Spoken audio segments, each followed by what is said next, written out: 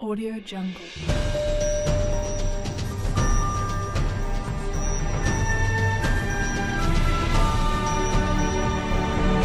Audio Jungle. Okay, wait. Okay, there. Okay. Countdown 5, 4, 3, 2. Breaking news. As semester 1 is coming to a close, the underlining meaning of an English 4 course has been revealed to the students of Immaculata LaSalle High School. Seniors Amanda Maldonado, Christy Hernandez, Natasha Garcia. Oops.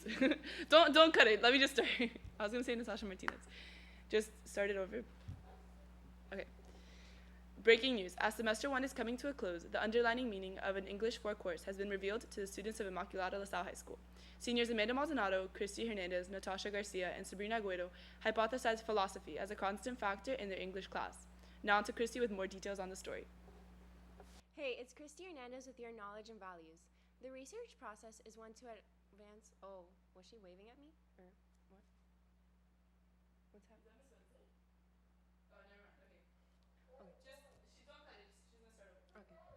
Okay.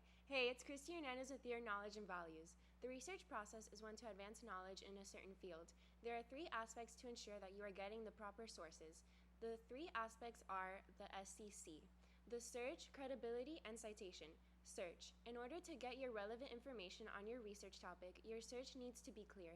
A good tool is using the plus and minus sign. For example, during the research process, it is better to avoid .com websites in your search bar. You would type your topic minus .com to eliminate any commercial sites in your results. Similarly, the plus sign adds results to your search. Credibility. To ensure credibility, the sources need to be somewhat recent, written by a reliable scholar, and preferably from a .edu, .org, or .gov website. To make sure the author is a reliable one, look at his or her credentials. Citation. If a source is not properly cited, it is plagiarism. Plagiarism has many consequences, which include consequences within school and in the legal system. One may go to jail for committing plagiarism. To learn how to properly cite a website, book, scholarly journal, or any other source, visit the Purdue OWL. Plagiarism is defined as taking someone else's words and using them as your own. If your own ideas came from someone else, you must cite it. In order to avoid plagiarism, make sure to cite all your sources correctly and use your original ideas. After all, it is your paper, and your name should not be at the top of something that isn't yours.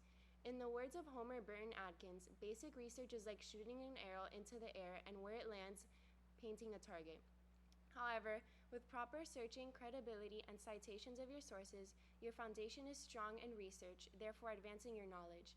Additionally, you are keeping your values at the center by avoiding the robbing of another's ideas. This has been Christy Hernandez with your knowledge and values. Now on to Sabrina Aguero. Because it encompasses the world and everything we live through. Everyone has a different definition for the word of reality, but the term is universal. It covers everything from literature to our personal experiences. Reality can be seen in works such as 1984, Frankenstein, Living Like Weasels, and The Allegory of the Cave. In 1984, we see the dangers. Wait. Hold up. Okay. Yeah. Okay. In 1984, we see the dangers of technology, propaganda, and the danger of mind control over the human mind. George Orwell wrote this novel to demonstrate the dangers of the oppressive governments around him, and he shows us the need for independent thought. Going back to the term reality, it can also signify one's existence. But a person's existence must have quality. So does a person have true existence without the ability of independent thought? This leads us to Frankenstein. In Frankenstein, we join Victor Frankenstein on his journey of creating a natural life form. Without the intention, he creates a hideous creature that terrorizes society and murders those close to Victor. Later on, we see that the monster committed these heinous acts as forms of revenge towards Victor. After all, why would Victor create this life and abandon it? Who gave him the right? In both 1984 and Frankenstein, we witness the downfalls of an excess of knowledge and how this knowledge leads to destruction. In Frankenstein, we also see a symbolic relationship between the monster and his creator. This odd relationship leads us to our next topic: living like weasels. In Living Like Weasels, Living Like Weasels. In Living Like Weasels, our protagonist finds the true meaning of reality in a weasel, and in how simply this animal lives. Dillard tells us that we should live simply, like the weasel in the forest. The protagonist develops an emotional relationship with the animal and admires his existence. Just as these literary works portray existence, the college essay is a student's view on their reality. The college essay is the ultimate example of our reality and existence. While planning the college essay, we had to look back on our lives and all the events that formed the people we are today.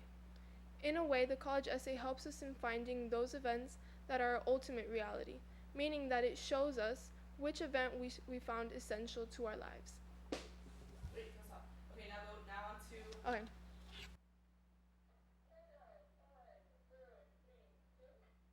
Following on our main story, philosophy is also found in Plato's allegory of the cave. In the allegory of the cave, prisoners have been in the cave since their childhood, and each of them are all chained so that their legs and necks are immobile, forced to look at the wall in front of them. Behind the prisoners is a fire, and between the fire and the prisoners is a raised walkway, on which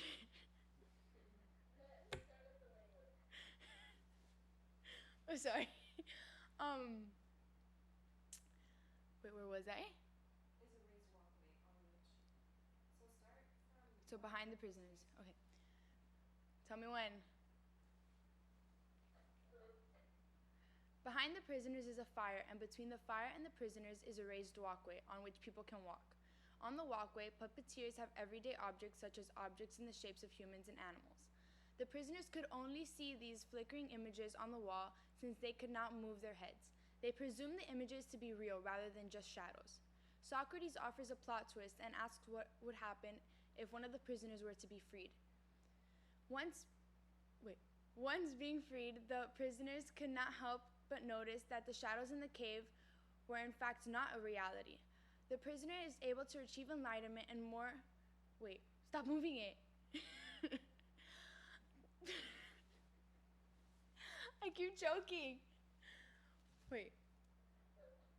The prisoner is able to achieve enlightenment after discovering that there was more to this reality than the shadows. In relation to philosophy, the prisoner is able to accept his new reality and enlightenment by choosing to believe in the new reality he has been exposed to. The prisoner has then a new obligation to lead the uninformed out of the cave and into true knowledge, even if the other prisoners show resistance. Now, on to Amanda with your final. What do I say? Okay, now on to Amanda with your final segment.